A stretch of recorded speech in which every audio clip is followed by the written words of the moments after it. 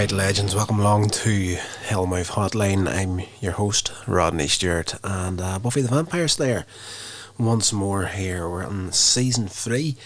This is episode 20, the Prom. And very, very satisfying episode. I really did enjoy this one, more so than I was expecting to. It's starting to tie up some loose ends for the series at this point for season 3, and positioning the characters for what's going to happen once we get to the end of the season. So if you've not seen the show up to this point and you don't want any spoilers, don't listen to this podcast. I spoil the absolute crap out of absolutely everything I talk about.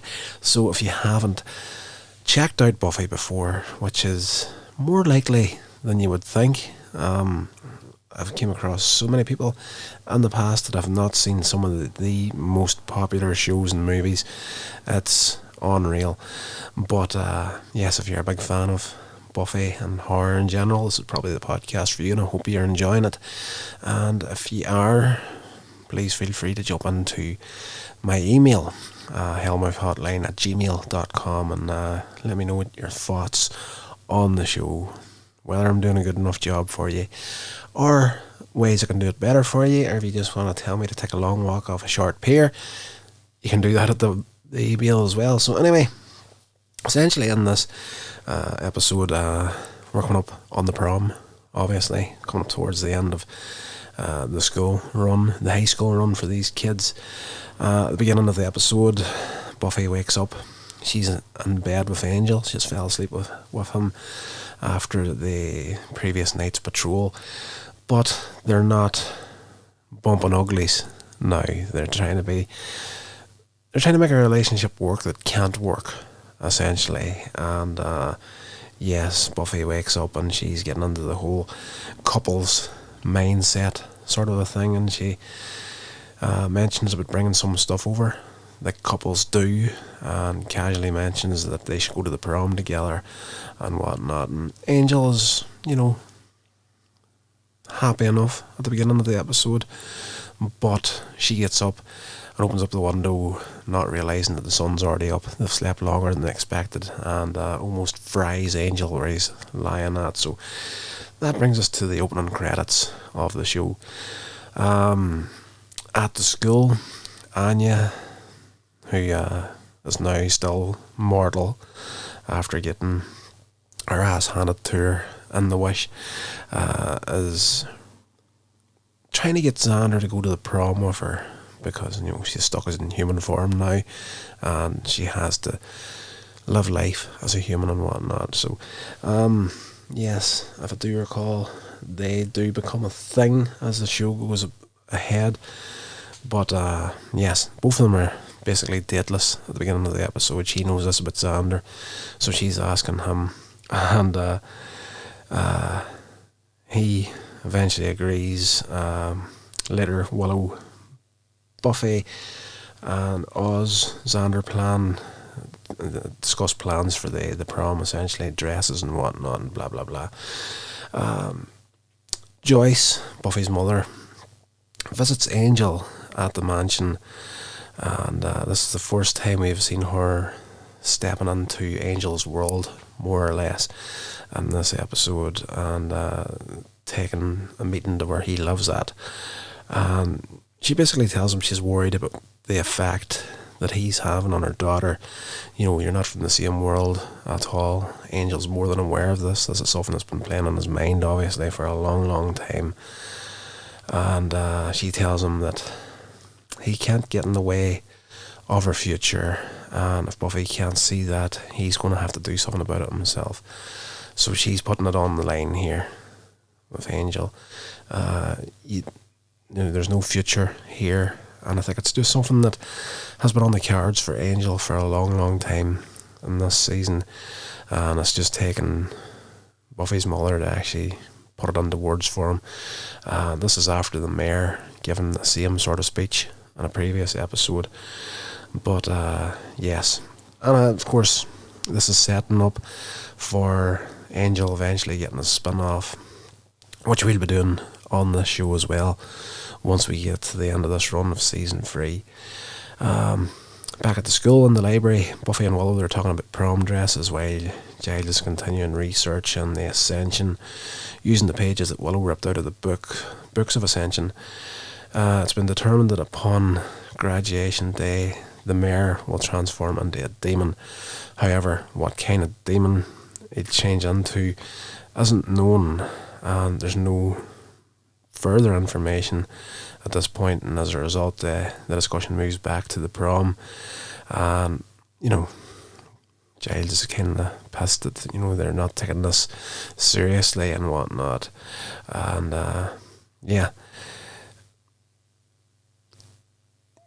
just, the kids more or less in this episode are thinking that, if there's going to be this huge Ascension thing, we're going to have a life and death fight on graduation day, essentially, we should have one last night of childish freedom and enjoy ourselves if we're all going to die, basically, at the end of the season. So, Wiles, there's a new name for you. I was going to say Wesley and Giles at the same time when it came out. Wiles. Sorry about that. Wesley and Giles will be doing chaperoning at the prom, which Buffy says is going to be the one and possibly last night of fun that they're going to have in Sunnydale. We cut to a small house. Someone plays a video for a caged dog beast that causes it to freak out. Basically, the big bad in this episode is 3 hellhounds. So we're getting a look here at somebody that's... And it turns out eventually throughout the episode somebody's programming these hellhounds to go after kids in prom dresses and, tuxedos and whatnot. But I'm kind of skipping ahead here. Buffy and Angel, it cuts to a scene of the two of them in a church, and they're getting married. And of course, straight away, this is a dream sequence. And yes, I did at this point fall for the trick that this is a dream that Buffy's having. But as they're exiting the church, Angel, he's afraid to step out into the light because of the sunlight. Of course, he's a vampire, it's going to kill him. But he's surprised to find out that Buffy is the one that catches fire in the sun and burns and explodes like a vampire. At which point Angel wakens up from the dream worried. And while patrolling that night, Buffy and Angel head onto the sewer in pursuit of a vampire, as Buffy asks him what he's planning to wear at the prom, and Angel isn't interested and snaps that there's more important things to worry about. And after Buffy talks about how the prom and graduation are part of growing up, Angel finally tells her that they need to talk, and he tells her that it's unfair to her to be in a relationship with him because all the things that he can't give her, he's been the grown up here. It's just something that has to be done at this point. So he breaks up with her in this episode and tells her he doesn't want to be with her at all. Buffy refuses to accept this at first, and she asks how he expects her to keep away from him. Angel tells her that he's going to leave town after the Ascension. So again, this is setting up Angel's spin-off series, and I cannot wait to get into that one and the reviews on the show because that is an epic series. I enjoy Angel spin-off, very, very good. We cut to Buffy and Willow. They're having a conversation in her bedroom about the breakup, and realises that Angel was right, and the two of them really can't be together. Despite the realisation, she's devastated, and she basically breaks down. She's crying on Willow's lap. At April Fool, the shop, Xander spots Cordelia through the window, and we already seen in the previous episode that she is working now in this shop. He goes on to tease her a wee bit about taking too long to choose a prom dress. Every time he passes, this is the second time he's passed the window and she's like holding up a dress and like like as if she's going to try it on and whatnot. He stopped short when another sales assistant comes into the conversation, chides Cordelia for speaking to a friend while on the clock. Cordelia then reveals that because of her father's 12-year-long tax fraud, she's not working there to save up for a prom dress on layaway. She's now working there, to save up to get a prom dress for herself. Her family has no money, nowhere to live, and she can't afford to go to any of the colleges that has accepted her. Xander's pretty much, lost for words at this point. Cordelia was throughout the entire run of the series up to this point, she was the spoiled child, and money coming out of her ears. Now that her family has lost everything, and she's like, she just throws it all out there for Xander, and she's like, you can go and tell your friends that Cordelia has finally gotten what's coming to her, and you can have your little laugh and whatnot. Just then, a hellhound has busted loose from where we seen it at earlier in the episode, and it breaks through the window, focuses on Cordelia, but Xander rushes in to push her out of the way, and it goes to attack him instead. But just as it goes for him, it spots another guy that's trying on a tuxedo. It leaves Xander to attack him instead. After it's done, it jumps back out through the window and leaves. And back at the library, the gang study a video of the security camera footage from the shop of the attack. Buffy's moving in the background as she's, just got her wee heart broken, her ass handed to her romantically by Angel. She's distracted by the whole breakup thing.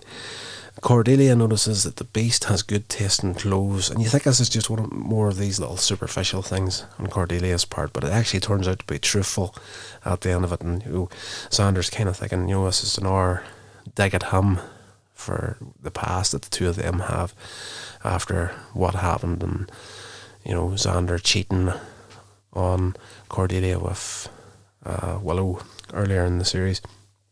So she points out that he's wearing a sloppy outfit, and they go after the guy in the formal wear. Buffy says she doesn't want to see it anymore, but Giles is like, you know what, it's important, because if she has to hunt down this creature, you're going to have to study its movements. However, Giles and Wesley do recognise that it is a hellhound. Basically, it's a demon foot soldier bred for war, and Wesley asks what Cordelia was doing in the store with Xander at the time, and as Cordelia is kind of struggling for a response, because she's already opened up to Xander about her family getting busted for tax fraud. She doesn't really want to come out in front of the entire gang and say this, but Xander steps up. He covers by saying that she was burning a hole in Daddy's wallet as usual, and that he just bumped into her in his hunt for a tuxedo. And she's kind of surprised at this point. But yes, someone who appears to be controlling the hellhound is then spotted on the tape. Turns out that this person is Tucker Wells, who Oz knew from a chemistry class. And Tucker's got plans to ruin prom night by setting a hellhound into the prom, trained to attack people in formal wear. Willow, Xander and Oz all bemoan the fact that they're going to have to skip the prom. This pretty much snaps Buffy into action at this point. She's just angry right now that, every time something good seems to be happening for the kids that go to the high school, some demon force busts its way in and tries to destroy everything. She declares that she won't let one jerk ruin the prom for her friends, and she'll do whatever it takes to preserve her class's special night. She then issues orders for everyone to split up, search for clues. She ends up finding the address at a butcher, a place where Tucker frequents to get food for his hounds. These things are fed on brains. That's what they live off of. So, where are you going to get brains at to train these hellhounds? You go to a butcher store, factory, whatever. This guy's been buying brains out of it for ages. And yes, she gets the address, but she also runs into Angel at the butcher's. He's there to buy some blood. Of course, like, he's a vampire with a soul. He's not in a human blood diet now. It's all animal blood that he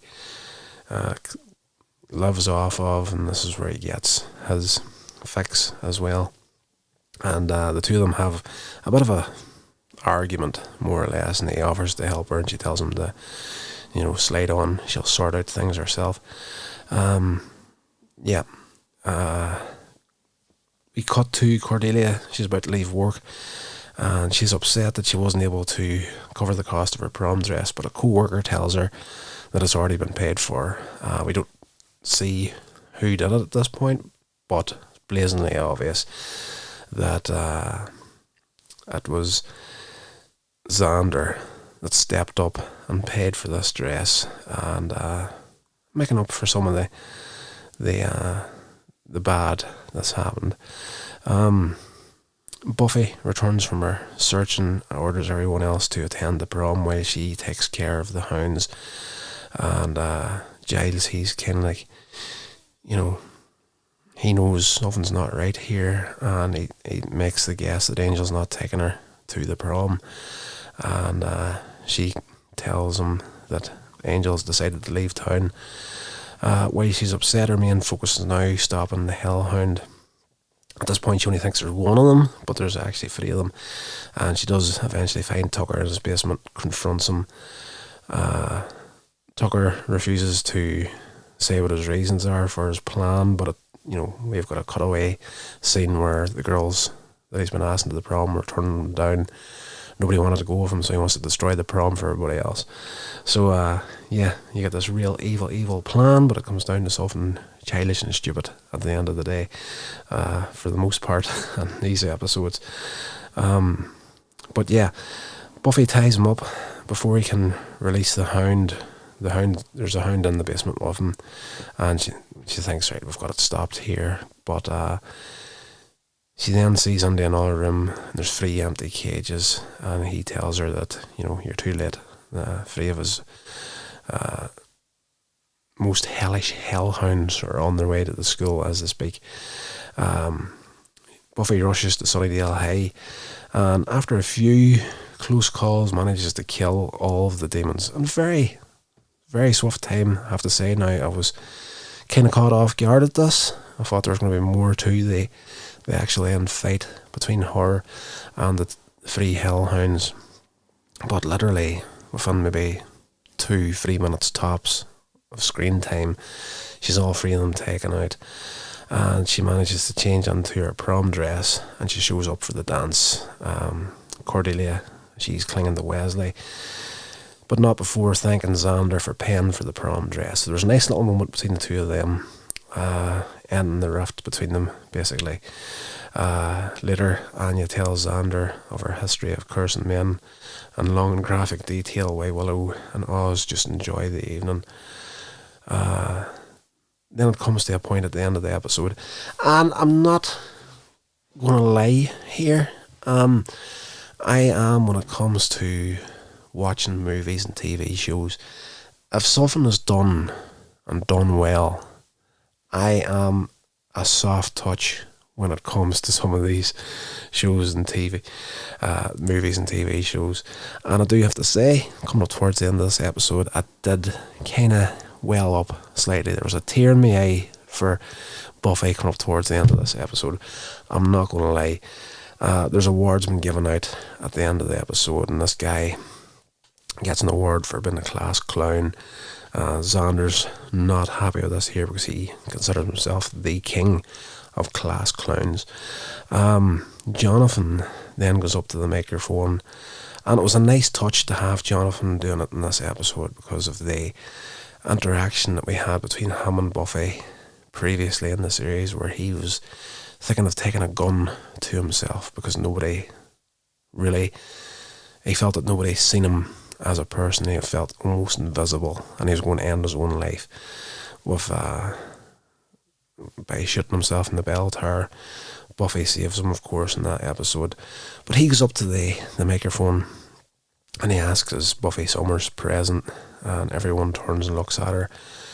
The spotlight shines on her at the punch bowl, and Jonathan reads a speech in which the prom committee acknowledges that they know a lot of unusual and weird stuff goes on at the school, and they also know that Buffy was always there to protect them from it. And they know that she's protected and saved almost all of... Holy crap, there's a huge spider. Okay, let me just get back to that there. I just had to kill a spider. There's the biggest flipping spider I ever set eyes on. Just rolled up from behind my mixing desk there. Oh, I hate them damn things. Anyway, where were we? Yeah, the prom committee, they acknowledge all the unusual stuff that's been happening, and that Buffy's protected and saved almost all of them present at the dance, contributing to the 1989 graduating class's record-breaking low mortality rate in Sunnydale history. He then announces that the senior class wishes to offer its thanks by awarding Buffy with the first ever Class Protector Award, complete with an umbrella trophy. Buffy, stunned, smiling, walks through the cheering crowd and receives her award. Now, I do have to say, I did kind of well up at this point in the episode. I thought it was a nice little touch, considering everything Buffy's gone through in the 3 seasons up to this point. It was just nicely done. It was very nicely done. At the end of the episode, the students are enjoying the rest of the dance. Anya's dancing with Xander and finds herself not minding so much that she was the demon that was always out to take out men for being evil people, like 2 women, and whatnot. But she's kind of like, this isn't bad at all, dancing with Xander. Wesley, he goes to Jay's to say, you think there'd be anything wrong with me asking Cordelia to dance? And Jay's is like, for goodness sake, man, she's 18 years old, just have at it and go and have a dance with her, for God's sake. Buffy walks over to Jay's and he congratulates her on the work on getting rid of the Hellhounds, and he also expresses his surprise that the class could be so gracious.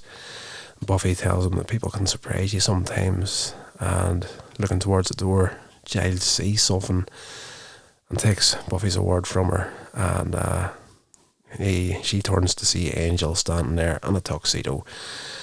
He tells her he understands that it's an important night for her, but it doesn't change anything between them. Buffy accepts this. The 2 of them dance together at the end of the episode. It's a nice little round off in this episode, a nice little happy ending as such for everybody.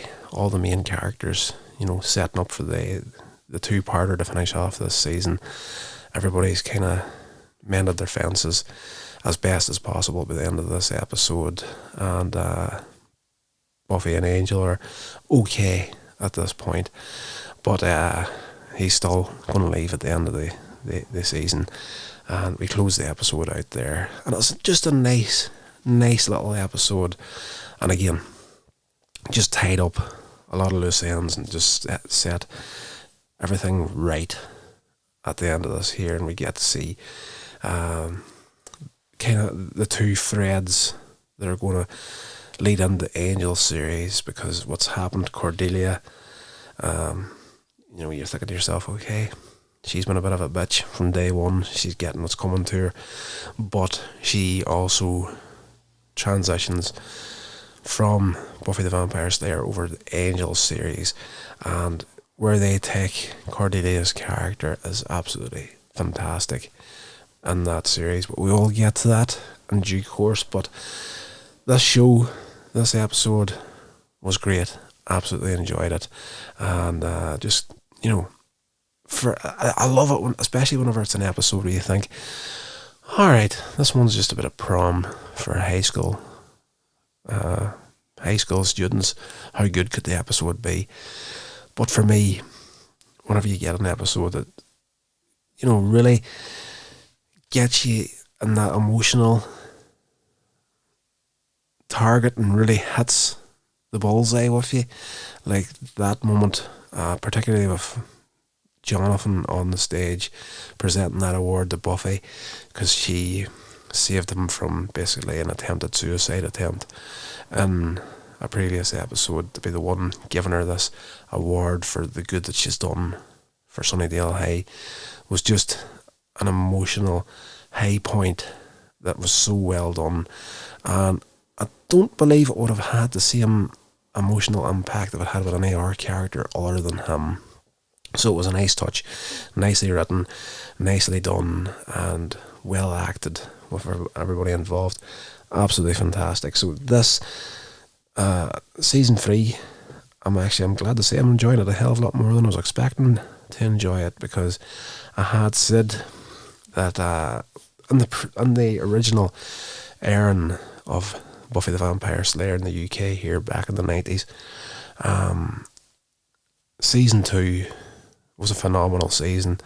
Season 3 was always going to have a difficult time keeping up with that series, and for the most part in season 3, not as good as season 2, but whenever you do get the good episodes, they do come full of fire. And I'm glad to say I'm loving it a lot, and absolutely fantastic. So that's going to do it for this episode, guys. I hope you did indeed enjoy it, and I will talk to you in the next episode. This has been a production of Coins Age Media. Thank you so much for listening.